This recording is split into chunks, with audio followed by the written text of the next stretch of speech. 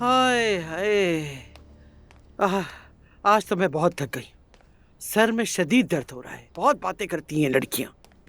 खुद ही वहां जाती हैं और खुद ही शिकायत करती हैं। हाय, मैं जानती हूँ जैसे तुम कहती हो, मगर एक उम्र के बाद मेल जोल रखना जरूरी हो जाता है।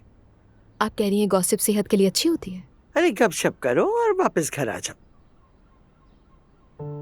अच्छा नानी जान, अजलान 1 घंटे के बाद जवेरिया को वापस लेकर आएगा, आप उसे रिसीव कर लेंगे? अरे हाँ, क्यों नहीं लूंगी। ठीक है। क्या हुआ, कोई मसला है? बिल्कुल नहीं। क्या तुम अजलान को देखना नहीं चाहती इसलिए कह रही हो? नहीं नानी, बात ये नहीं है। मुझे काम करना है, अपनी पढ़ाई के हवाले से कुछ नोट्स भी तैयार करने हैं। डिस्टर्ब नहीं होना चाहती। हाँ तो जाओ बेटा, कोई बात नहीं।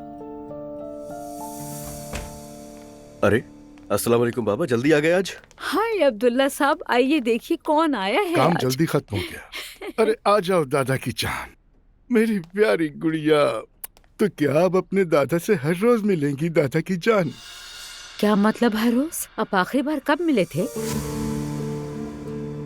वो तो ऐसे ही जुबान फिसल गई। यानी काश के इससे रोज मिल सकता है ना।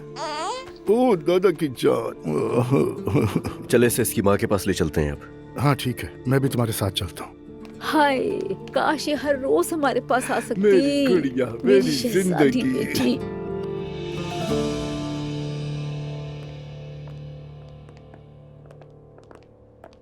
Good evening.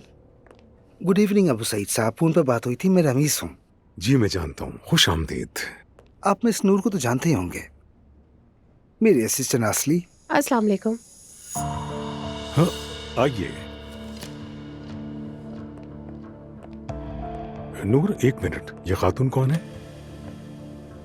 और ये आप लोगों के साथ?